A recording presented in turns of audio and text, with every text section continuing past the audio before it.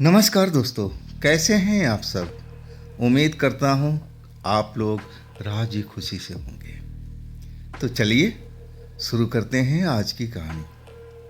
आज की कहानी दोस्तों राकेश ट्रक ड्राइवर की है। ये कहानी उनके साथ जो घटना घटी थी ना, साल था 2010 का। उस टाइम राकेश ड्राइवर जो थे उनकी उम्र लगभग 24 साल की रही होगी और लगभग 2 साल का ट्रक चलाने का अनुभव था। लेकिन अकेले नहीं चलाते थे ट्रक, उनके साथ में उनका सीनियर उस्ताद ट्रक चलाते थे जो वो उन्हीं के गांव के थे। और उनके साथ राकेश जी ने पूरी ड्राइवरी सीखी थी। और आज राकेश जी का जो अनुभव है ना, लगभग 17 साल का है। 17 साल उन्होंने ट्रक की लाइन में गुजार दिया है। लेकिन जो अनुभव आज से लगभग 14 साल पहले जो उन्होंने किया था साल 2010 में, वो अनुभव ऐसा कभी वो सोचे नहीं थे कि कभी ऐसा भी हो सकता है, ऐसा भी होता है इस संसार में। वो तो भूत प्रेत को मानते ही नहीं थे कि भूत प्रेत क्या कहलाता है। जो सुनते थे ना तो लोगों की बात की मजाक उड़ाते थे। अरे भाई, तुम किस दुनिया में रहते हो? आज साइंस का युग है, देखो कितना हमारा विज्ञान तरक्की कर रहा है और तुम अभी तक भूत प्रेत में फंसे हुए। ऐसा कुछ नहीं होता। वो लोगों को बात को मजाक उड़ाते थे। और उनका जो उस्ताद थे ना, वो मानते थे, भूत प्रेत को मानते थे। आप कहते थे कि राकेश बेटा, अभी तेरी जवानी का जोश है, जब तू इस लाइन में आ ही चुका है ना, जब अकेले ट्रक चलाएगा तब तेरे को पता चलेगा कि भूत प्रेत पिशाच ये सब चीज़ें होती हैं। लेकिन राकेश अपने उस्ताद को भी हंस के कहते थे कि उस्ताद जी, मैं नए ज़माने का नौजवान हूँ और मैं इन चीज़ों को मानता नहीं। खैर, हम उस कहानी पर आते हैं जो राकेश जी के साथ हुई थी आज से लगभग 14 साल पहले राजस्थान में। दोस्तों, मेरा नाम राकेश है। मैं शुरू से ही भूत प्रेत पर कभी यकीन नहीं करता था और ना हमारे घर के लोग भूत प्रेत में विश्वास करते थे। हाँ, मेरी दादी जरूर थी जो मुझे डराया करती थी कि बेटे तू ये काम मत कर, ये शैतानी मत कर, नहीं तो भूत आ जाएगा, पकड़ लेगा। मेरे जो पापा थे ना, बाबूजी, वो मेरी दादी को मना करते थे कि बच्चे को भूत के नाम से मत डराओ। जानते हो ना, भूत प्रेत कुछ नहीं होता। हमारे पापा भी नहीं मानते थे भूत प्रेत को और उन्होंने हमें शिक्षा दिया था कि बेटा कभी भूत प्रेत से डरना मत, भूत प्रेत होते नहीं हैं। बस तुम्हारे शरीर में अगर डर आ गया ना तो समझ लो कि भूत आ गया। डरना ही भूत को बुलावा देता है। असल में भूत प्रेत होता ही नहीं, उसका अस्तित्व नहीं है। और वो सबक मैंने सीखा था, उसी सबक को मैं अब पालन कर रहा था। और वो सफ़र जो था हमारा, वो बड़ा ही मज़ेदार सफ़र था। लेकिन उस्ताद जी की गलती के कारण सब कुछ चौपट हो गया था। हम एक ढाबा पर रुके हुए थे, दिन का टाइम था, भूख लगी हुई थी और उस्ताद जी बड़े चटोरे किस्म के थे। अच्छी अच्छी चीज़ें, चटपटा चीज़ वो बहुत खाने का पसंद करते थे। हाँ, मैं उनको मना करता था कि उस्ताद जी, ये चटपटा चीज़ ज़्यादा सफ़र में मत खाया करो, ये नुकसान देती है। और वही हुआ, पकौड़े तो जी भर के खा लिए। आप बड़ा स्वाद आ रहा था, मुझे भी खिलाए। लेकिन मैं एक आधी खा करके कहने लगा कि नहीं उस्ताद जी, ये तेल में बिल्कुल बना हुआ है, ना जाने कैसा तेल है, अब इसको हम ज़्यादा नहीं खाएंगे। लेकिन उस्ताद जी को स्वाद आ रहा था और वो मज़े मज़े में बहुत सारा पकौड़ा खा गए। इसके बाद हम लोग चल पड़े। उस्ताद जी ट्रक चला रहे थे। अभी सफ़र मेरा हमारा जो था बहुत लंबा था। अभी तो हमें आधी रात के वक़्त हम उस गोदाम पर पहुंचते अगर हम लगातार चलते रहते, और बातचीत करते हुए हमारा सफ़र करता जा रहा था। जब शाम हो गई ना, तब उस्ताद जी का पेट खराब होने लगा। बार बार ट्रक रोकते, खेत में जाते, और मैं बोलता, उस्ताद जी देख लिए ना, मैं आपको मना करता था कि उस्ताद जी ज़्यादा पकौड़े मत खाओ, और वो भी रोड साइड का। घर की बात अलग है, लेकिन रोड साइड पर हम थोड़ी जानते हैं कि कौन सा तेल में पक रहा है, कैसा मटेरियल है, ताज़ा है, बासी है, कौन जानता है। देखो, अब हो गया ना तबीयत खराब। उस्ताद जी अब हंसी तो सकते थे, मुस्कुरा दिए और कहने लगे, हाँ तू सही कहता था राकेश, मुझे वो पकौड़ा ज़्यादा नहीं खाना चाहिए। चल अब आ तू, अब मेरे को ट्रक चलाने में मज़ा नहीं आ रहा। और इसके बाद मैं ड्राइविंग सीट पर बैठ चुका था, और उस्ताद जी का पेट में गुड़गुड़ होता था, और फिर कितने बार ट्रक फिर रोकना पड़ा। कुछ किलोमीटर जाते, अब फिर कहते रोक रोक रोक, ट्रक रोक। और एक जगह पर जब ने हम मेडिकल का दुकान देखा, तो मैंने ट्रक रोक दिया कि उस्ताद जी को बोला जाके दवाई लो। उस्ताद जी गए भी, दवा भी लेके आए, लेकिन दवा का असर नहीं हो रहा था। अब हम रात को 10 बज चुके थे, और एक ढाबा पर आकर के रुक गए। अब वहाँ से जो हमारा सफ़र था ना, करीब करीब 30 किलोमीटर का था, और वो भी एक सिंगल रास्ते पर।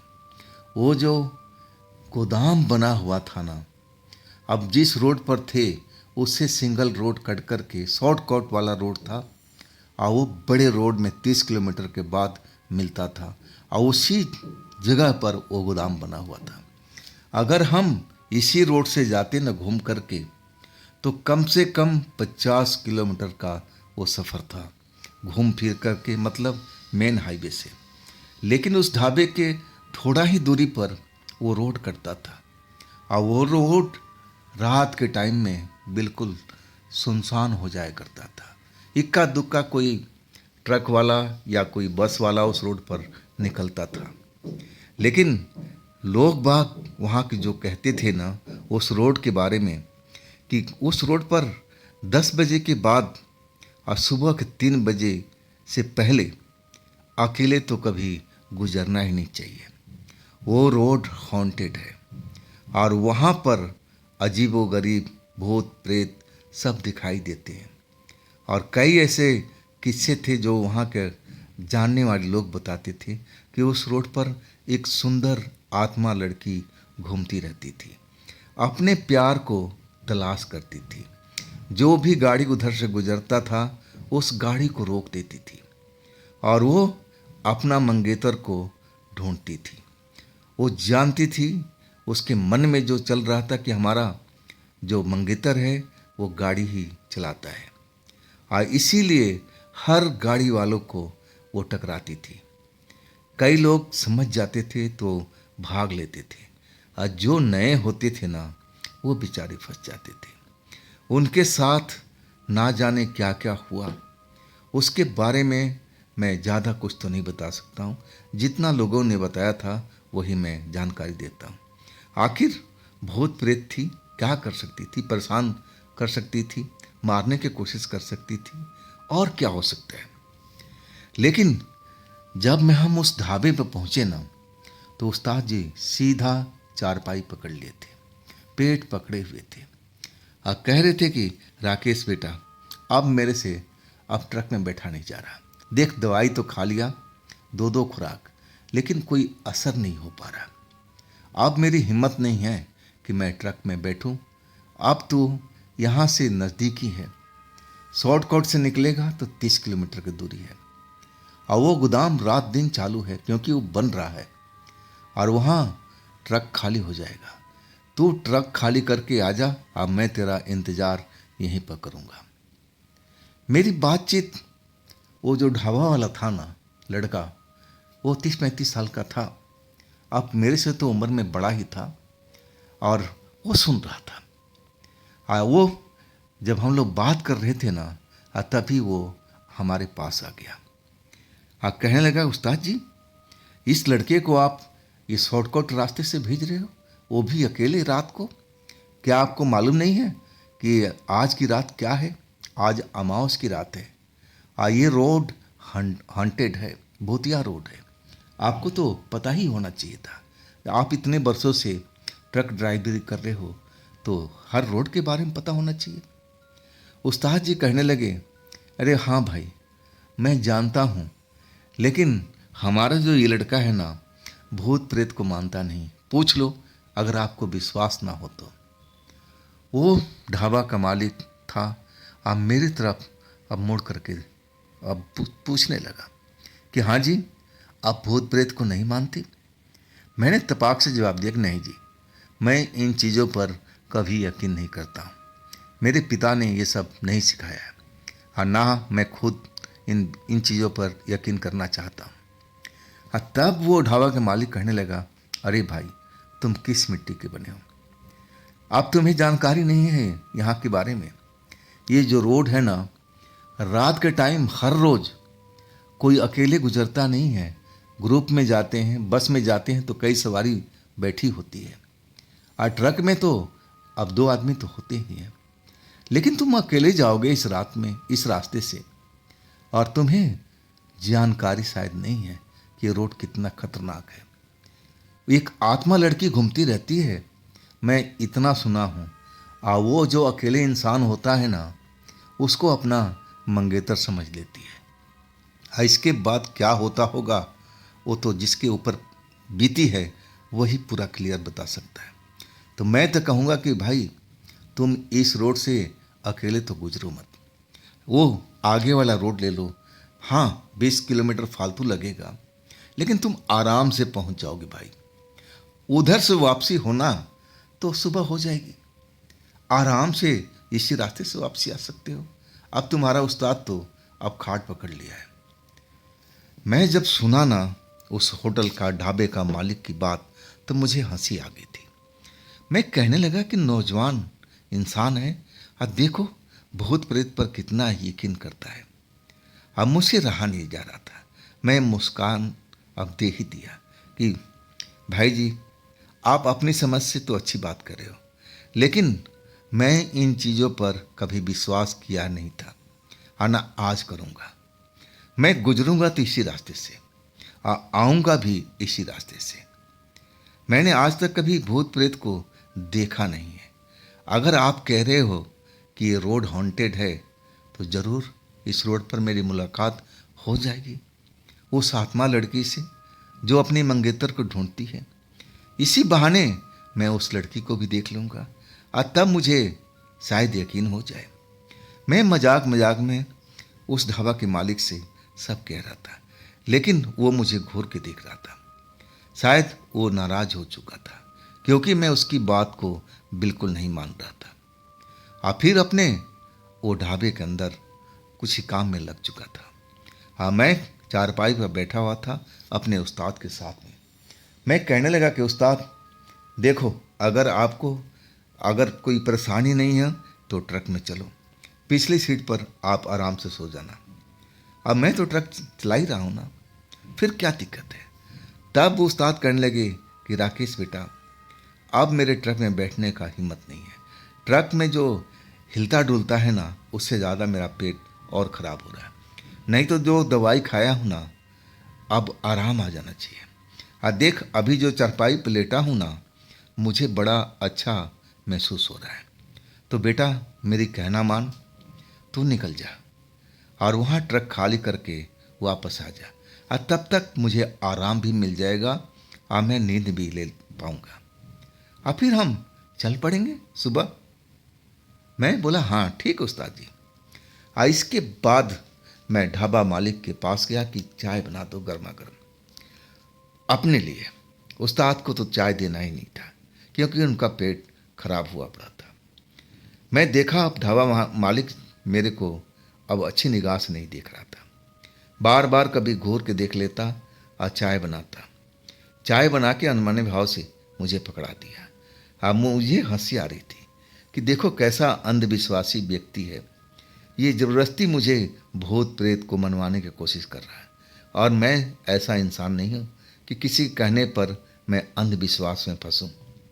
हाँ, मुझे मालूम था कि जैसे मेरे पापा बताते थे कि इस दुनिया में भूत प्रेत कोई नहीं होता, और मैं निश्चित था, क्योंकि आज तक मैं 2 साल का सफ़र किया था इसी उस्ताद के साथ में। और उस्ताद के साथ में चल कर के मुझे अभी तक कोई ऐसा अनुभव नहीं हुआ था कि हम माने कि रोड पर भूत प्रेत भी दिखाई देते हैं। और आज मैं अकेले सफ़र अब करने वाला था, और वो भी 30 किलोमीटर का था, रात का सफ़र था। इसके बाद मैं उस्ताद से विदा लिया कि उस्ताद जी, मैं जा रहा हूँ, और जैसे ही ट्रक खाली होगा मैं वापसी आ जाऊँगा। इसके बाद हम लोग शहर की तरफ चल पड़ेंगे, ट्रांसपोर्ट पर लगाएंगे, और फिर देखते हैं कहाँ की बुकिंग मिलती है। इसके बाद मैं अपना ट्रक स्टार्ट कर दिया था। उसी रोड पर अब हाईवे से कट गया था, और वो पतले रोड पर मैं अपना ट्रक डाल दिया था, और तेज़ी से ट्रक बढ़ा रहा था। हालांकि इतना रोड चौड़ा नहीं था। अगर सामने से कोई गाड़ी आती थी ना, बड़ी गाड़ी, तो बिल्कुल हमें स्पीड कम करना पड़ता था। बड़ी होशियारी से अब गाड़ी को पास देना पड़ता था। ऐसा ही रोड था वो। कीकर की झाड़ियाँ दोनों साइड लगी हुई थी, और रात में जब वो हवा से हिलती ना, तो वास्तव में ऐसा जो भूत प्रेत मानने वाला कोई व्यक्ति होता तो ज़रूर कह देता कि हाँ देखो ना, ये यहाँ भूत डांस कर रहा है, वो देखो पेड़ हिल रहा है, ज़रूर यही कहता। मैं इन चीज़ों पर कभी विश्वास किया नहीं था, तो मज़े से अपना ट्रक चलाता हुआ जा रहा था। आज संजोग से कोई भी अब गाड़ी मुझे ना तो अपने आगे ना कोई पीछे दिखाई दे रही थी। मुझे लग रहा था कि आज रात को मैं इस रोड पर अकेला ही सफ़र कर रहा हूँ। मेरे आगे पीछे कोई भी नहीं है, दूर दूर तक कोई नज़र नहीं आ रहा था। अब मैं तेज़ी से जहाँ पर अच्छा रोड होता था ट्रक की स्पीड बढ़ा देता था, लेकिन अपनी लिमिट में रह करके। इसके बाद मैंने 15 किलोमीटर का सफ़र बड़े आराम से कर लिया था। इसके बाद वही जो खेल मेरे साथ स्टार्ट हुआ। मैं जब 15 किलोमीटर का रोड का सफ़र पार कर लिया ना, और एक जगह पर मेरा ट्रक जो थी, अब कुछ अजीब सी आवाज़ इंजन में से आने लगी, घड़घड़ाहट होने लगी, जैसे इंजन में कोई पुर्जा लूज हो गया है, और वो टकरा रहा है इंजन में आपस में, और उसकी आवाज़ अजीब सी आ रही थी, टकराने की, गड़गड़ाहट की। मैं सोचा कि अरे क्या हुआ, ट्रक में इंजन में ऐसी आवाज़ आ रही है, ज़रूर कोई परेशानी हो गई है। इसके बाद मैंने ट्रक को रोक लिया। अब यही सबसे मेरी बड़ी गलती थी। मुझे उस जगह पर ट्रक रोकना नहीं चाहिए था। जहाँ तक मेरा इंजन चलता रहता, मुझे आगे बढ़ाते जाना था। लेकिन सबसे बड़ी मैंने गलती अब कर दिया था। ट्रक रोक करके उस सुनसान रोड पर, जहाँ पर जिधर देखो कीकर की झाड़ियाँ ही झाड़ियाँ दिखाई पड़ रही है दोनों साइड में। अब बिल्कुल अजीबोगरीब आवाज़ वहाँ पर सुनाई दे रही थी, जैसे कोई जानवर गुर्रा रहा हो, कोई जानवर कोई रो रहा हो, ऐसा मुझे आवाज़ सुनाई पड़ रहा था। अब सुनसान एरिया है, और ऐसे ही जंगलात हैं कीकर का, हो सकता है जंगली जानवर भी हों उसमें, कोई बड़ी बात नहीं है। इस पर मैं ज़्यादा गौर नहीं किया। अब मैं नीचे उतर करके अब अपना ट्रक का हालात देखने लगा। मैं देख रहा था, मेरे हाथ में टॉर्च थी, टॉर्च जला करके हर जगह चेक कर रहा था कि ये घरघराहट वाली आवाज़ कहाँ से आ रही है, किस जगह से आ रही है, कौन सा पुर्जा लूज हो गया है। अब मैं आगे पीछे चक्कर काट करके हर जगह देखने की कोशिश करता। इसके बाद मुझे ऐसा कुछ नज़र नहीं आया जो अपनी जगह से हिला हुआ हो या फिर टूटा हुआ हो। सब पुर्जे अपने जगह पर सही सलामत थे। टायर भी मैंने सब कुछ देख लिया, सब सही थे, कोई चीज़ की कमी अब मुझे नज़र नहीं आ रही थी। इसके बाद मैं जब ट्रक पर सवार हुआ कि चलो अब ठीक है। अब मैं ट्रक को स्टार्ट करने लगा। ट्रक तो स्टार्ट ही नहीं हुआ। जैसे लगा कि पूरी बैटरी उसकी किसी ने चूस लिया हो। बिल्कुल डेड पड़ गया था बैटरी। अब तो मैं सही मायने में परेशान हो गया कि अरे बैटरी भी हमारी नहीं है, अभी तो 3 ही महीने हुए बदले हुए, और अचानक ये बैटरी कैसे डाउन हो गई। हमारी ट्रक सेल्फ नहीं ले रहा है, क्या मतलब हो गया। अब वाकई में ना तो केबिन के लाइट जल रही थी, ना कोई और इंडिकेटर। इसका मतलब कहीं पर शॉर्ट सर्किट होकर के बैटरी एकदम डिस्चार्ज हो चुकी है। अब मैं इतना परेशान हुआ उस रोज कि मैं आपको बता नहीं सकता, और मुझे लगा कि ये मामला खराब हो चुका है। अब मैं अपना ट्रक लेकर के गोदाम पर कैसे जाऊंगा। अब मदद मदद किससे लूँ भाई। उस रोड पर तो कोई आता जाता कोई वाहन दिख नहीं रहा था। रोड पूरा का पूरा खाली पड़ा हुआ था, और मैं सोच विचार में लग गया कि अब मैं क्या करूं, अब मैं क्या करूं। इसके बाद मैं फिर नीचे उतर गया। एक नज़र मैं हर चीज़ पर अब डालने लगा। मैं बैटरी का तार जो नीचे तक गई थी उसको चेक करने लगा कि कहीं बैटरी का तार ही तो खुल करके कहीं अब लूज होकर के टकरा तो नहीं रहा था। मुझे यही संदेह हुआ, तभी तो ये मामला हुआ है। इसके बाद मेरा सारा ध्यान अब ट्रक के नीचे, मैं झुका हुआ था और टॉर्च की रोशनी अब फोकस करने की कोशिश कर रहा था। अब मैं हाथ से उस तारों का गुच्छा अब पकड़ भी रहा था, लेकिन एक हाथ से संभल नहीं रहा था। मैं टॉर्च को सही ढंग से दूसरे हाथ से फोकस करता, और फिर मैं तारों को पकड़ता तो दूसरे हाथ का सहारा भी लेना पड़ता। अब यही काम थोड़ा उल्टा हो गया था। मुझे लगा कि कोई होता और टॉर्च की फोकस मेरी तरफ करता, और तब मैं उन बैटरी को तारों को पहचान पाता। इसके बाद मैंने एक जगह पर ज़मीन पर टॉर्च थोड़ा एंगल में उठा कर रख दिया, जहाँ तक वो ऊपर उठ सकता था। अब फिर मैं तारों का गुच्छा में से वो बैटरी का तार देखने लगा था कि कौन सी है, और अचानक वो टॉर्च जो ज़मीन पर रखा था ना, किसी ने उठा करके आप बिल्कुल पास में फोकस करने लगा। जब मैं देखा कि अरे रोशनी तो बड़ा मज़ेदार आ गई। इसके बाद मैं जब कैसे आई, देखा मुड़ा कि कैसे टॉर्च की रोशनी सही जगह पर पड़ रही है। ऐसा मेरे से तो हो ही नहीं पा रहा था। इसके बाद जैसे मुड़ता हूँ ना, तो मैं देख करके हैरान हो जाता हूँ। मैं देखता हूँ कि एक 20-21 साल की नवज्योति और लाल ड्रेस में मेरे ट्रक के पास जहाँ पर मैं बैठा हूँ, और वहाँ से बस थोड़ी ही दूर पर वो भी ज़मीन पर जैसे मैं उकड़ू बैठा हुआ था, और उकड़ू बैठी हुई, और टॉर्च कब उसने उठा लिया और कब हमारी तरफ फोकस करने लगी, मैं देख ही नहीं पाया। जब मैंने उसको देखा ना, तो एक बार तो बहुत चक्कर रह गए थे। अरे ये कब आ गई, कौन है ये। तब मैंने उसकी तरफ देखा तो मुस्कुराने लगी, कहने लगी, हाँ हाँ मैं फोकस कर रही हूँ टॉर्च को, आप देखो जो देख रहे हो। आप इधर मत मुड़ो, अपना काम करो, मैं टॉर्च दिखा रही हूँ। बड़ी प्यारी मीठी आवाज़ थी उसकी, और मैं उसकी बातों में आ चुका था। मैं समझा कि आसपास में कोई गांव बस्ती होगी और यहाँ पर कहीं आ जा रही होगी। मुझे मुसीबत में देखा तो शायद मदद के लिए आ गई है।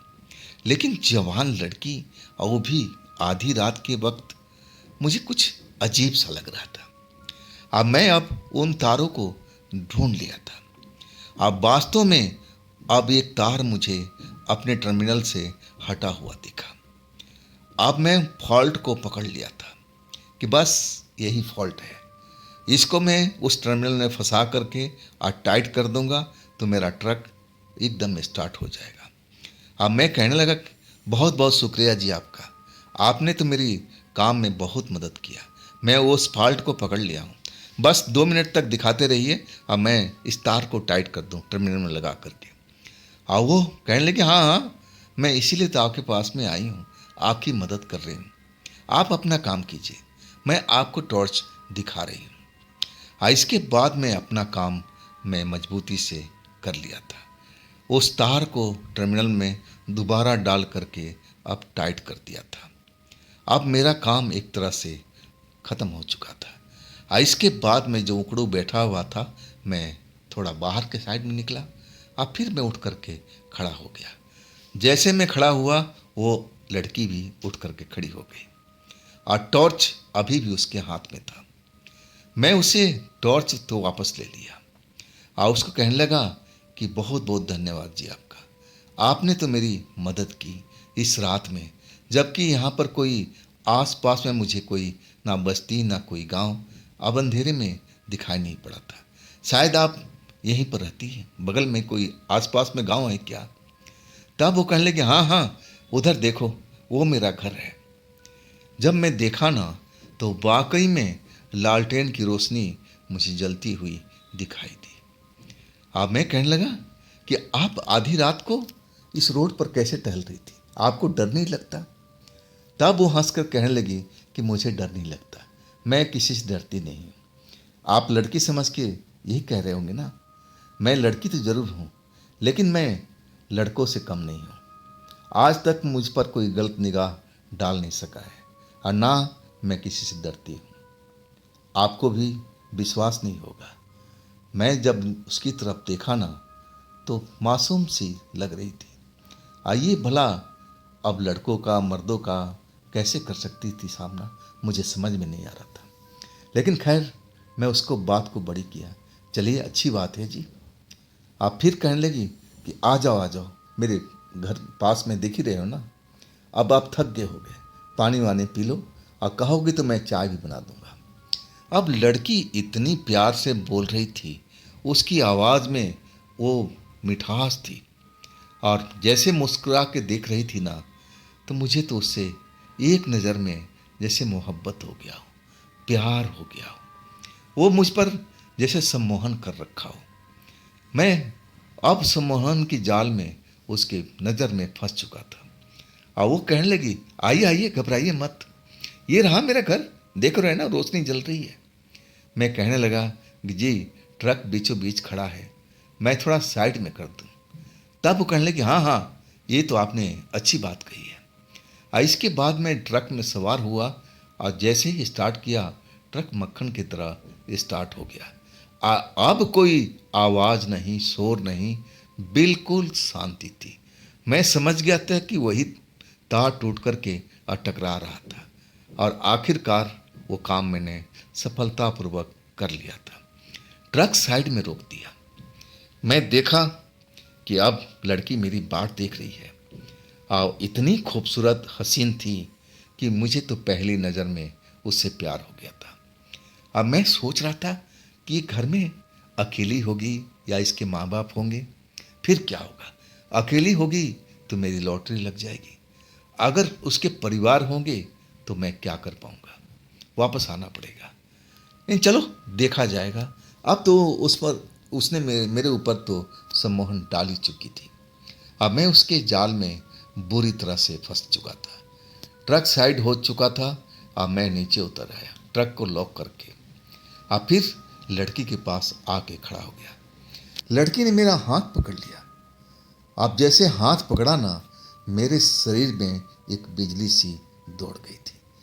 पूरा शरीर गनगना गया था, जैसे हाई वोल्टेज मेरे शरीर में प्रवेश किया हो। मुझे अब तक समझ जाना चाहिए था, लेकिन मैं तो प्यार में अंधा हो चुका था। वो लड़की की खूबसूरती पर एकदम मोहित हो चुका था। मैं तो अपने मन में कल्पना करने लगा था कि आज ये लड़की मेरी बाहों में होगी और हम ये एकांत में होंगे।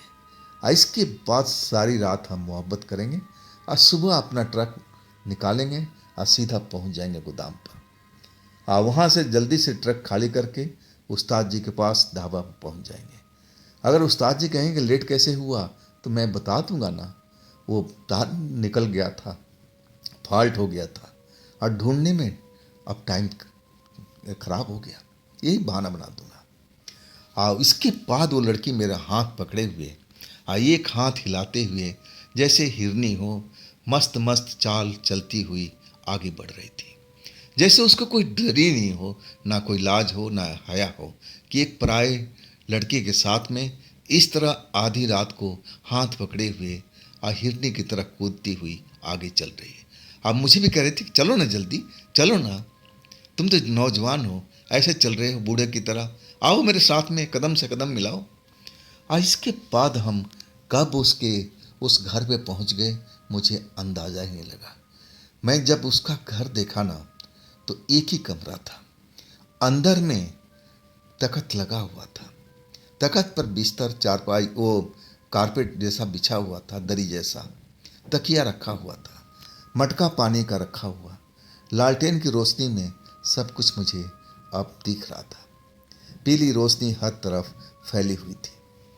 मैं अब देख रहा था कि इसके परिवार में कोई है तो नहीं, ये लड़की अकेली रात में तो होगी नहीं, जरूर इसके माता पिता, इसके सगे संबंधी जरूर होंगे। तब मैं टोकी दिया, क्या जी आप यहाँ पर अकेले दिख रहे, आपका परिवार वाले कहाँ है? तब वो कहने लगी परिवार वाले का घर थोड़ा आगे है, अब मैं इस जगह पर रहती हूँ, यहाँ पर मेरा खेत जो है मैं उनकी रखवाली भी तो करती हूँ। अब मुझे कुछ समझ में नहीं आ रहा था कि जवान लड़की कैसे माँ बाप होंगे जो इस रात को इस जगह पर अकेले में खेत की रखवाली के लिए अपनी बेटी को बिठा रखा। लेकिन कुछ भी हो सकता भाई, मन में यही हिसाब लगाया कि ज़माना बदल रहा है, अब बेटियां भी किसी बेटे से कम नहीं है, अब तो बेटी ही आगे अब निकल रही है, बेटों से बराबर का टक्कर दे रही है। मैं यही सब हिसाब किताब लगाता हुआ तब उसकी मीठी आवाज़ सुनाई, अरे खड़े रहोगे कि बैठोगे भी? तब मैं उस तख्त पर जा बैठा। अब फिर कहने लगी कि क्या पियोगे, ठंडा पियोगे, गरम पियोगे? मुस्कुरा करके जैसी देखी ना तो मैं बस देखता ही रह गया। मैं कहने लगा कि जो आप पिलाओगी मैं वो पी लूँगा। तब वो मुस्कुरा के कहने लगी कहीं उसकी शौक तो नहीं रखते हो? मैंने बोला कि कभी कभी ले लिया करता हूँ। मेरा इशारा शायद वो समझ गई। तब कहने लगी हाँ मेरे पास है ना, मैं बहुत दिनों से संभाल के रखी हुई, मेरे बाबा पिया करते थे। अब बहुत चीज़ अच्छी है, तेज भी है, बाबा जब पीते हैं ना तो कहते हैं कि ये चीज़ बहुत ही तेज है, क्या मैं दूँ? मैं एक पल सोचता रहा। अब तो मैं जैसे उसके जाल में फंसा हुआ, ना भी नहीं बोल सका और हाँ भी नहीं। तब तक वो गिलास में उस चीज़ को अब ढाल करके मुझे हाथ में पकड़ा दिया और कहने लगी कि लो स्वाद चखो, मेरे बाबा कहते थे कि ये चीज़ बहुत जल्दी चढ़ती है। इसके बाद मेरे होठों तक वो गिलास लगा दिया था। मैं आओ ना देखा ताओ, अब वो जो चीज़ था मैं गले में उतार चुका था और सही में करेंट सा लगा था। मुझे लगा कि ये बहुत ही तेज दारू होगी, जैसा ये लड़की बता रही है, अब वैसा ही मुझे महसूस हुआ। एक पल के लिए पूरा शरीर गनगना गया था। इसके बाद मुझे बड़ा मस्त नज़ारा दिखने लगा। मैं तो बस लड़की को प्यार भरी नज़रों से देख रहा था। मैं अब उसको बाहों में भरने के लिए बेताब था कि कब मेरी बाहों में आ जाए, कब मेरी बाहों में आ जाए। इसके बाद वो लड़की मेरा शायद मतलब समझ चुकी थी। कहने लगी थोड़ा सब्र रखो, सब्र रखो, मैं अभी गई और अभी आती। इसके बाद वो उस घर से पीछे निकल चुकी थी, अंधेरे में पता नहीं गायब हो चुकी थी। इसके बाद जब आई ना तो मैं उसका इंतज़ार कर रहा था। अब वो लाल गाउन में मुझे नज़र आ रही थी, अब बड़ा ही खूबसूरत, अपने बाल संवार रखे थे, दुल्हन की तरह लग रही थी। मुझे देख करके मुस्कुराते हुए कहने लगी ये मेरा लुक कैसा लग रहा है, कैसी लग रही हूँ मैं नीचे से ऊपर तक उसको निहारा। अब फिर बोला गजब की लग रही हो। इसके बाद उसने देरी नहीं किया, आ करके मुझसे जैसे चिपट सी गई हो, जैसे दो प्रेमी जन्मों जन्मों का प्यास अब इस वक्त में अपना प्यास को बुझाने की कोशिश में लग चुके हैं। ऐसा ही मेरा हाल हुआ था उस वक्त में। इसके बाद मुझे होश नहीं था कि मैं हूँ कहाँ पर, किस जगह पर हूँ, किस पर्पस के लिए मैं निकला था, कहाँ पहुँच गया, कुछ भी मालूम नहीं। मैं बेहोशी की दुनिया में अब पड़ा हुआ था। जब मुझे होश आया ना, तो आवाज़ आ रही थी, जैसे सड़क के किनारे कोई गाड़ी चलती जा रही हो। और उसी आवाज़ से मेरी अब जो बेहोशी थी टूट चुकी थी, या जो कहा जाए कि नशे में जो था, मेरी नींद खुल चुकी थी। अब मैं जब हड़बड़ा करके जागा ना, तो मैं अपने आप को एक झाड़ी में पाया, कीकर की झाड़ी के नीचे। ना तो वो लड़की मुझे नजर आई, ना मैं उठ करके खड़ा हुआ तो वो मकान जो मुझे उस जगह में ले गई थी, कुछ भी नहीं था। बिल्कुल जिधर देखो कीकर की झाड़ी, इसके अलावा वहाँ तो कुछ नज़र नहीं आ रहा था। अब मैं रोड से थोड़ी ही दूरी पर कीकर के अंदर पड़ा हुआ था। इसके बाद मैं जल्दी जल्दी उठा। मेरे कपड़े का हालत बहुत ख़राब था। जैसे तैसे मैं उनको सही किया। अब फिर मैं अपने ट्रक के पास आया, दौड़ता हुआ आया था। तब मैंने देखा कि मेरे आगे में कोई गाड़ी गई है, शायद कोई ट्रक होगा।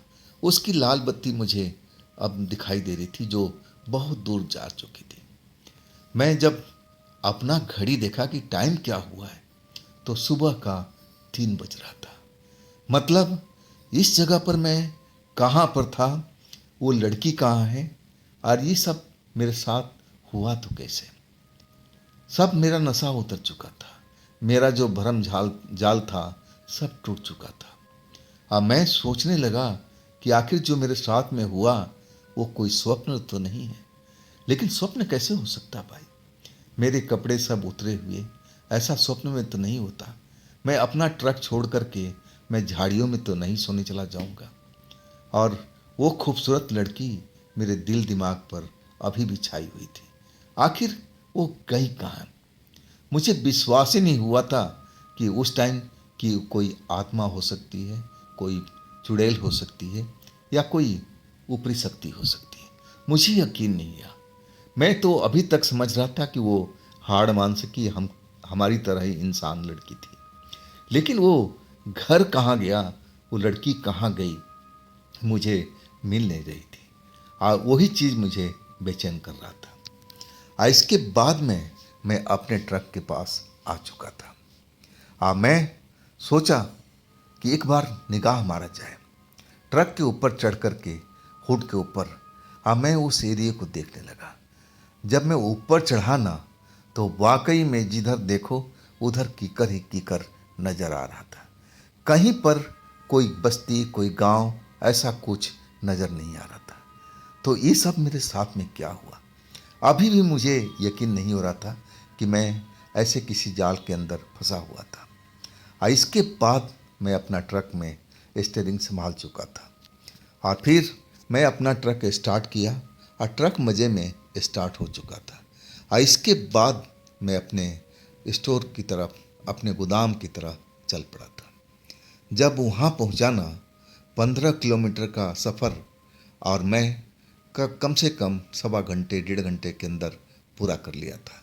क्योंकि आगे जो रोड था ना, सही नहीं था, बड़ा संभल संभल करके मेरा ट्रक लोड था। ज़्यादा तेज़ उस रोड पर चला नहीं सकता था। मतलब 4:30-5 बजे के आसपास गोदाम के अंदर मैं अपना ट्रक खड़ा कर दिया था। अब वाकई में वो गोदाम रात भर काम चलता था। जगह जगह से माल आते थे और वो सब उतरते थे। अब मैं भी अपना ट्रक अब लाइन में लगा दिया था। अब वहाँ पर 3 ट्रक थे, 3 ट्रक के बाद में मेरा नंबर था। अब मैं अब उतर करके उन ट्रक वालों के पास जाके खड़ा हो गया था, जहाँ पर रोड ड्राइवर थे, एक दूसरे से बात कर रहे थे। मैं भी उनके साथ जा कर के अब बातचीत में शामिल हो चुका था। वो मुझसे पूछ रहे थे, आप कहाँ से आए हो और कौन रोड, किस रोड से आए हो। फिर मैं बताने लगा कि मैं तो इस रोड से आया हूँ जो शॉर्टकट है, और जहाँ से ढाबा है वहाँ से रोड चलता है। तब वो मेरी तरफ आश्चर्यचकित नज़रों से देखने लगे और कहने लगे कि वो हॉन्टेड रोड से आ रहे हो रात के टाइम में। आज आज की रात तो अमावस थी, तो आपको कोई ऐसा रोड पर नज़र नहीं आया। भूत प्रेत, मैं तो सुना हूँ कि इस रोड पर रात भर भूत प्रेत घूमते रहते हैं और अमावस की रात को। मैं हंस के कहने लगा, नहीं भाई, ऐसा तो मुझे कोई नज़र नहीं आया। हाँ, वो अपनी वाला किस्सा ज़रूर बताने लगा कि मेरी एक लड़की से दोस्ती हो गई थी और वो लड़की मुझे अपने घर में ले गई। और इसके बाद सारा किस्सा मैं उन ड्राइवरों से बताने लगा। जब सारा बात बता दिया ना, तो एक ड्राइवर तो मेरी तरफ घूर घूर के देख रहा था। और फिर वो जब जिस नज़र से देख रहा था ना, मुझसे रहा नहीं गया। मैं पूछ ही बैठा कि अरे ड्राइवर भाई, आप ऐसे मुझे घूर कर क्यों देख रहे हो? तब वो कहने लगा, ये जो बात तुम बोल रहे हो, सच बता रहे हो या झूठ? मैंने बोला कि कसम खा के कहता हूँ, जो मेरे साथ में हुआ वो तो बड़ी अच्छी लड़की थी, बड़ी सुंदर, बड़ी स्मार्ट। और तब वो कहने लगा, अरे भाई, तुम किसके चक्कर में फंस गए थे? क्या तुमको मालूम नहीं था कि उस रोड पर एक लड़की रात को सुंदर वेशभूषा धारण करके दुल्हन की तरह घूमती रहती है, अपने प्रेमी को तलाश करती है, अपने मंगेतर को तलाश करती है, और जो भी अकेला इंसान उसको नज़र आता है उसको जाल में फंसा लेती है और फिर अपना मनमाना काम करवाती है। और इसके बाद उनको बहुत तकलीफ देती है। कईयों को तो ऐसा तकलीफ देती है कि बेचारा सुबह में जिंदा तो ज़रूर बचते हैं, लेकिन वो हॉस्पिटल में ही जा कर के अब बेहोशी में पड़े रहते हैं। महीनों, 2 महीना, कोई 3-3 महीना तक हॉस्पिटल में पड़ा रहता है और तब जा कर के वो सही हो पाते हैं। और कई तो अभी भी सही नहीं हो पाए, कई पागल हो चुके हैं। आप कैसे सही सलामत उसके चंगुल से बच गए? मैं हैरान था कि ये ड्राइवर भाई बोल क्या रहा है। वो तो हाड़ मांस की बनी हुई लड़की थी भाई। मैं बताने लगा उस ड्राइवर को कि मेरी यकीन करो, मैं उसके साथ रात गुजारा हूँ, मैं उसको महसूस किया हूँ। वो कहीं से भी नहीं लग रही थी कि कोई आत्मा हो, कोई भूत हो, कोई प्रेत हो। लेकिन वो ड्राइवर कहने लगा, भाई आप अपने आप को अभी सुरक्षित मत समझो। आप यहाँ से निकलोगे ना, तो ज़रूर कोई भगवान के मंदिर में जाना, किसी तांत्रिक से ज़रूर मिलना, कहीं उस लड़की की आत्मा आपके साथ तो नहीं है। वो सच तो मुझे डरवा ही दिया था। और यकीन मानिए, वो डर मुझे पहली बार लगा था। और मुझे डर इतना लगा ना कि मैं सोचने पर भी बस हो चुका था, क्योंकि वो मुझे यकीन दिलाने की कोशिश कर रहा था कि जिस लड़की के साथ मैंने रात गुजारा है ना, वो कोई जीती जागती लड़की नहीं, वही मंगेतर, वो आत्मा है जो अपने प्रेमी को, अपने मंगेतर को ढूंढती रहती है। और मैं उस रात को उसको मिल चुका था। अब मेरे ऊपर खतरा मंडरा रहा था, जैसा वो ड्राइवर भाई बोल रहा था। और वाकई में मैं उस समय अपने आप को संभालने की कोशिश कर रहा था और मैं बिल्कुल पसीने पसीने हो चुका था जब उसने ये सब बात बताई। और तब हमारा जब ट्रक खाली हो गया ना, मैं देर नहीं किया और तब तक तो सूरज निकल चुका था। मैं ट्रक को घुमाया और उसी रोड से वो 15 किलोमीटर की दूरी मैंने कितनी जल्दी तय कर लिया, मुझे कुछ भी पता नहीं। जब मैं उस जगह पर आया जहाँ रात को मेरी ट्रक खराब हुई थी, और उस जगह पर आकर के मैं ट्रक रोक दिया कि अब तो दिन का उजाला है, अब तो मुझे कोई डरने की आवश्यकता नहीं। और वैसे में कभी भूत प्रेत को देखा नहीं था, तो क्या वो ड्राइवर ने जो बोला है सच बात है? मैं सोचा कि जरूर उस लड़की का घर कीकर के झाड़ियों के अंदर में होगा और वो मैं घर ढूंढ लूँगा। मेरे अंदर इतनी हिम्मत थी उस टाइम में भी, और वही मैं करने लगा। मैं जिधर गया था रात को और उधर ढूंढने लगा, झाड़ियों के अंदर चक्कर काटने लगा। आखिरकार मुझे एक टूटा फूटा सा घर दिखाई दिया, सेम उसी की तरह जिस तरह मैं रात में जैसे व्यतीत किया था। लेकिन वहाँ पर कोई तकत नहीं, कोई बिस्तर नहीं, कोई मटका नहीं, कोई लालटेन नहीं। वो एकदम पुराना कबाड़ जैसा घर था। और मुझे बड़ा सा संदेह हुआ कि कहीं वो ड्राइवर भाई सही तो नहीं कर रहा था। यह ऐसा ही घर है, लेकिन वो लड़की मुझे अभी भी नज़र नहीं आ रही थी। और मैं सही मायने में उस घर को देख करके अब एकदम सत्ते में आ चुका था कि कहीं ड्राइवर भाई जो कह रहा है सही बात तो नहीं है। मुझे अब इस जगह से निकल जाना चाहिए। और वो जगह सूरज की रोशनी तो जरूर आ रही थी, लेकिन कीकर की झाड़ियाँ ऊंची ऊंची फैली हुई थी और वहाँ पर नीचे के साइड में अब बिल्कुल अंधेरा सा था। और जब मैं उस जगह से निकलने लगा कीकर के झाड़ियों से बच करके, और तब मुझे कीकर के झाड़ियों के पास बैठी हुई वो लड़की दिखाई दी। एक नज़र मैं बस देख पाया था, वैसे ही चेहरा मुस्कुराता हुआ, जैसे मुझे देख करके हंस रही हो, मुस्कुरा रही हो। और अगले पल मैं जब देखा ना, तो वो लड़की उस कीकर के पेड़ के पास बिल्कुल नहीं थी। अब इसके बाद मेरा बदन ऐसा कांपने लगा कि मैं उस जगह से भाग खड़ा हुआ। सही मायने में अब मैं समझ गया था कि ये वही लड़की थी जो मैंने अभी उसको देखा था, बिल्कुल कीकर के झाड़ियों के पास बैठी हुई और मुझे देख करके मुस्कुरा रही थी। और एक झटके के अंदर में वो गायब भी हो चुकी थी। और इसके बाद मैं ट्रक में सवार सीधा उस रोड पर ट्रक दौड़ाती जा रहा था, पसीने पसीने हुआ पड़ा, दिल की धड़कन बढ़ता हुआ, अपने आप को संभालता हुआ। जब मैं उस ढाबे पर पहुंचा ना, तो उस्ताद जी फ्रेश नज़र आ रहे थे, चाय पी रहे थे और उस होटल वाले से बातचीत कर रहे थे। जब मेरा ट्रक उन्होंने देखा तो कप रख करके और दौड़ते हुए मेरे पास आ गए। मुझे कहने लगे, अरे बेटा सही सलामत है ना, ऐसी कोई बात तो नहीं हुई जैसा ये होटल वाला बता रहा है। मैं कहने लगा कि उस्ताद बात तो हुई भी और नहीं भी। और इसके बाद मैं सारा किस्सा अब बताने लगा। और तब तक होटल वाला भी आ चुका था। सारी बात सुनने के बाद वो कहने लगा कि भाई अब जो था ना, सूरज की गर्मी बढ़ने लगी थी और उस गर्मी में मेरी बेचैनी बढ़ती जा रही थी। ऐसा लग रहा था कि पूरे शरीर के अंदर में आग लगी हो। मुझे गर्मी बर्दाश्त नहीं हो रही थी, और जबकि मैं गर्मी को बड़े आराम से सहन कर लेता था। मुझे अब छाया में भागना पड़ा। मुझे ठंडक की ज़रूरत थी। और वो होटल का जो मालिक था कहने लगा मेरे उस्ताद से कि इसको भाई किसी तांत्रिक के पास ले जाओ, किसी मंदिर के पास में ले जाओ, ये इसकी पहचान है।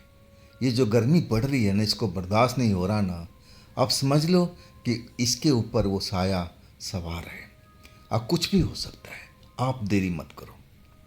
और इसके बाद उस्ताद जी भी डर चुके थे, लेकिन अब करे तो क्या करें। ना तो वहाँ कोई तांत्रिक था, ना कोई ओझा, ना कोई गुणी। और इसके बाद हम लोग अपने घर लौट आए थे। अब मैं अपने घर पर था। उस्ताद जी अब हमारे घर ही आ गए थे मुझे लेकर के। आज सारी हालात मेरे पिता से बताया गया। पिता उस्ताद जी को डांट रहे थे कि जब होटल वाला आपको मना कर रहा था, तब मेरे बेटे को आपने क्यों उस रोड पर जाने दिया। हालांकि वो भूत प्रेत को नहीं मानते थे, लेकिन ना जाने वो मेरी हाल पर, जिस हाल में मैं था, वो देख करके परेशान हो गए थे। और उस्ताद जी कह रहे थे कि मुझसे गलती होगी, मेरी तबीयत खराब हो गई थी और इस वजह से मैं जाने दिया, नहीं तो मैं कभी अकेले छोड़ता ही नहीं हूँ। खैर अब जो था ना, मेरी हालत बिगड़ रही थी। मुझे गर्मी बर्दाश्त नहीं हो रही थी। मुझे ठंडक में अच्छा लगता था। हमेशा ठंडा पानी पीता, थोड़ा अंदर में जैसे आत्मा संतुष्ट होती थी। आज जरा सी गर्मी होती ना, बेचैनी बढ़ने लगती। ऐसा लगने लगता था कि पूरा बदन मेरा जल रहा हो बुखार से। तांत्रिक बुलवाया गया। तांत्रिक आकर के डिक्लेयर कर दिया कि इस पर कोई ऐसी चीज़ ही नहीं है जिसके बारे में आप सोच रहे हो। अगर होता तो मैं ज़रूर पकड़ लेता, लेकिन अपनी तरफ से मैं पूरा झाड़ फूँक कर रहा हूँ। अगर कोई चीज़ होगी तो वो भी उतर जाएगी। तांत्रिक आकर के चला गया और सब कुछ कहा कि बिल्कुल ठीक है, लेकिन उसके आने के बाद वो जो गर्मी थी न, तपन मेरा कम हुआ था। ये तो ज़रूर फर्क पड़ा था। और इसके बाद उस्ताद जी तो अपने घर चले गए थे और कहने लगे कि बेटा तू आराम कर, 2-3 दिन आराम कर, और इसके बाद मैं आऊँगा और तब हम साथ में चलेंगे। और वही हुआ। दिन तो बड़े अब जिस तरह से कटा वो तो मैं ही जानता हूँ। अब फिर रात हो चुकी थी। जैसे रात हुई ना, मुझे ठंडक महसूस होना शुरू किया। मेरे मन जो था अब थोड़ा बेचैनी बढ़ने लगी। मन में ऐसा हो रहा था कि काश मैं उस लड़की से दोबारा मिलता, मैं उससे प्रेम करता।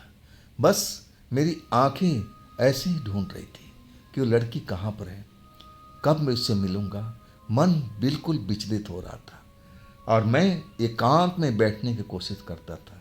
लोगों के बीच में बैठना मुझे पसंद नहीं आ रहा था। भीड़ भाड़ में मैं अपने आप को सही नहीं समझ रहा था। अब मैं कभी एकांत में, कभी खुले छत पर जाकर बैठ जाता। मेरे पिताजी आवाज़ लगाते कि बेटा ऊपर क्यों है, अकेले क्यों है। और तब मैं उनको बोलता कि पिताजी मुझे अच्छा लगता है अकेले बैठना। खैर पिताजी समझ नहीं पाए। रात हुई। खाना वाना मैं कुछ ज़्यादा ही खाया उस रात। जितना मैं खाता था अब समझ लो उसका डबल खाना मैं खा लिया था। और तभी भी लग रहा था कि पेट खाली हो। लेकिन मेरी माँ कहने लगी नहीं बेटा, शायद तेरी तबीयत खराब है, इसी वजह से तू ज़्यादा खा रहा है, अब मत खा, नहीं तो और तबीयत खराब हो जाएगी, कल तुझे हम डॉक्टर के पास ले चलेंगे। और इसके बाद मैं छत के ऊपर ही बिस्तर लगा दिया था। अब अंधेरी रात थी। पहला रात जो अमावस का गुजरा था, अभी तो ऐसी अंधेरी रात चलनी थी। और मैं छत पर बैठा हुआ, ठंडी ठंडी हवा। अब मैं सोने की कोशिश कर रहा था, लेकिन उस लड़की का शकल मेरे आंखों के आगे अब नाचता रहता, जैसे आसपास में हो, वो मुझे देख रही हो, लेकिन मैं उसको देख नहीं पा रहा हूँ। इस तरह करते करते रात के 11 बज चुके थे। अब मुझे लगता था कि वो लड़की मेरे आसपास में ही है। और इसके बाद मैं 11 बजे के आसपास अपने बिस्तर पर सो गया था। जब मेरी आँख खुली ना, तो मुझे अब ऐसा दृश्य दिखाई दिया कि मैं तो कांप ही गया था। वो लड़की मेरे से लेटी हुई सो रही थी, सेम वही चीज, वही कपड़ा। और मैं जैसे ही उठा ना, तो हड़बड़ा करके वो लड़की उठ करके बैठ गई। अब मेरी आंखों में देखने लगे, ऐसे ही वही चंचल रूप उसका, मुस्कुराता हुआ चेहरा। और तब तक शायद नीचे में कोई जाग चुका था। खड़बड़ खड़बड़ की आवाज़ हुई और वो लड़की जैसे छत की दूसरी सिरे पर दौड़ती हुई चली गई, जहाँ पर एक नीम का पेड़ था। और फिर वो मेरी नज़रों से गायब हो चुकी थी। सही मायने में उस रात को मुझे, जो सुबह में जो मैं उठा था ना, तब मुझे यकीन हुआ कि मैं तो किसी बड़े चक्कर में फंस गया हूँ। मुझे अब सब कुछ सच्चाई अपने माता पिता को बताना चाहिए। और उसके बाद मैं नीचे उतरा। अब मेरे पिता को जगाया, जो सो रहे थे। माँ मेरी जागी हुई थी। और उसी सुबह में सब कुछ मैं बता दिया कि पिताजी, वो लड़की मुझे आज छत पर मिली थी रात में, जब मैं सो गया था। पिताजी समझ गए कि मामला अभी टला नहीं है।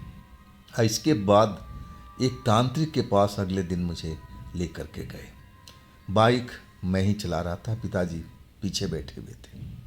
अब मुझे लग रहा था कि मेरे बाइक के साथ में दिन में ऐसा महसूस हो रहा था कि वही लड़की दौड़ती हुई जा रही हो।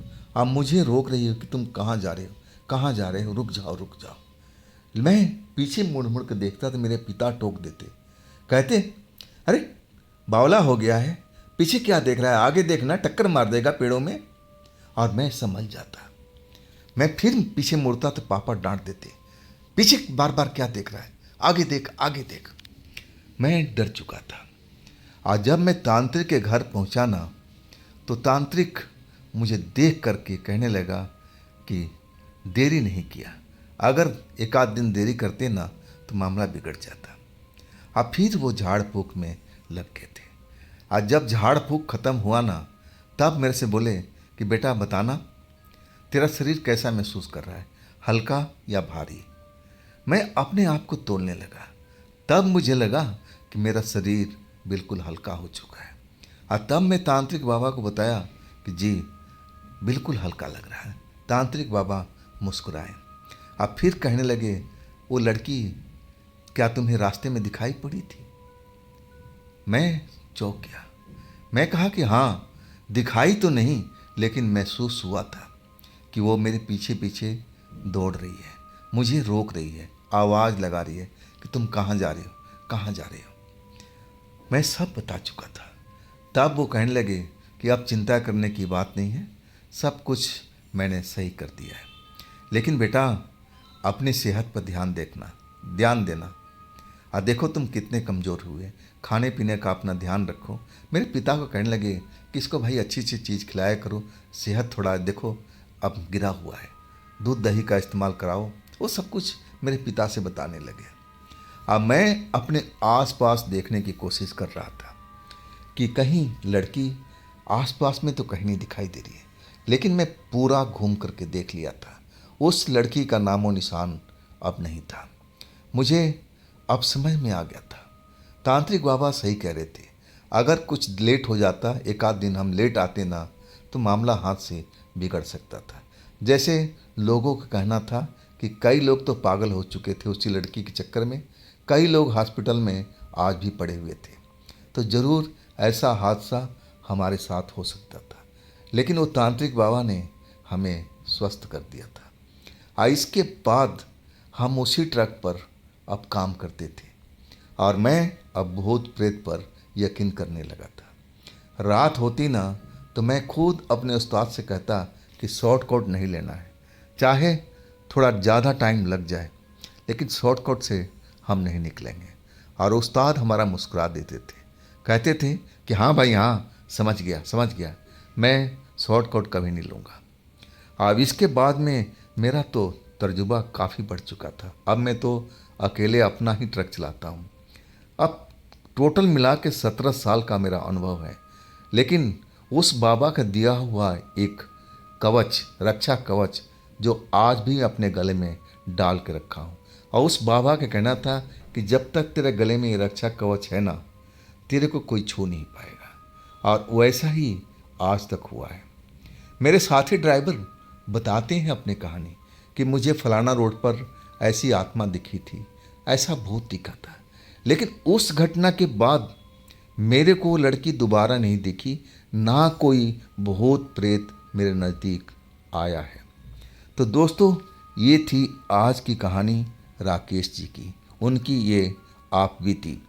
अगर आपके पास भी ऐसी कोई आप बीती है, कोई घटना है, तो आप मुझे इंस्टाग्राम पर या मेरे व्हाट्सएप नंबर पर आप शेयर कर सकते हैं।